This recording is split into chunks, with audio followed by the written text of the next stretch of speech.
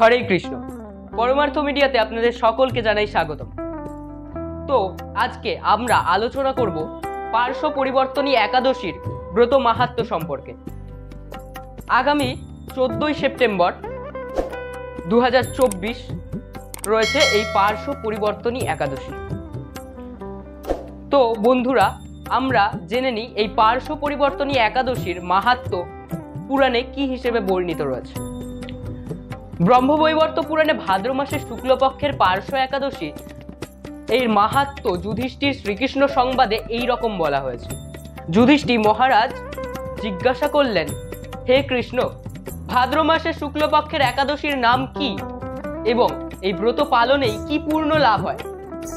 উত্তরে ভগবান শ্রীকৃষ্ণ বললেন, হে ধর্মরাজ, মহা পুণ্যপ্রদা, সমস্ত পাপ হারিণী এবং মুক্তিদায়িনী এই একাদশী বাজপেয় যজ্ঞ থেকেও বেশি ফল দান করে।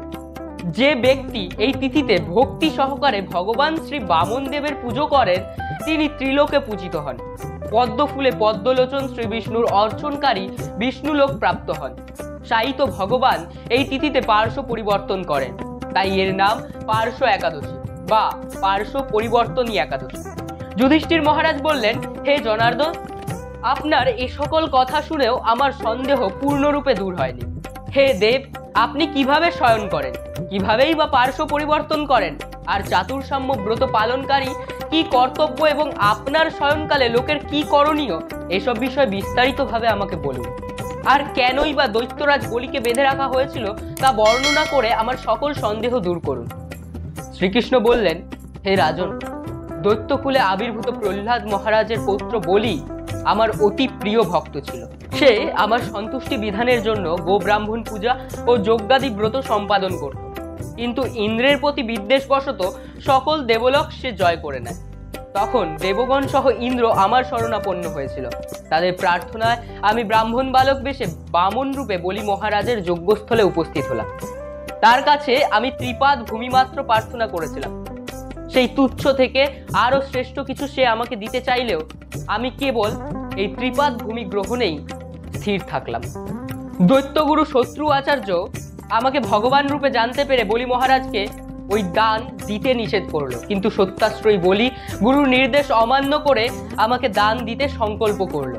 তখন আমি এক পদে নিচের সপ্তলোক আর এক পদে উপরের সপ্ত ভুবন অধিকার করে নিলাম। পুনরায় তৃতীয় পদে স্থান চাইলে সে তার মাথা পেতে দিল। আমি তাকে মস্তকে তৃতীয় পদ স্থাপন করলাম। তার আচরণে সন্তুষ্ট হয়ে আমি সর্বদা তার কাছে বাস করার প্রতিশ্রুতি দিলাম। ভাদ্র শুক্লপক্ষী একাদশীতে ভগবান শ্রী বামন দেবের এক মূর্তি বলি মহারাজের আশ্রমে স্থাপিত হয়। দ্বিতীয় মূর্তি ক্ষীরসাগরে অনন্ত দেবের কোলে শয়ন একাদশী থেকে উত্থান একাদশী পর্যন্ত 4 মাস শয়ন অবস্থায় থাকেন।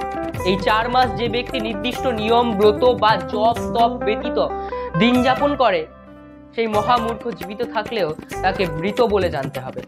শ্রাবণ মাসে শাক, ভাদ্র মাসে দই, আশ্বিনে দুধ আর কার্তিক মাসে মাসকলাই বর্জন করে এই 4 মাস শ্রীকৃষ্ণের আরাধনা করতে হয়। প্রতিটি একাদশী ব্রত যথাযথ পালন করতে হয়। সাহিত্য ভগবান পার্শ্ব পরিবর্তন করেন বলে এই একাদশীও মহাপুণ্য ও সকল অভীষ্ট প্রদাতা। এই একাদশী ব্রত পালনে 1,000 অশ্বমেধ যজ্ঞের ফল পাওয়া যায়। বন্ধুরা, আজকে এই পর্যন্তই। দেখা হচ্ছে পরবর্তী ভিডিওতে।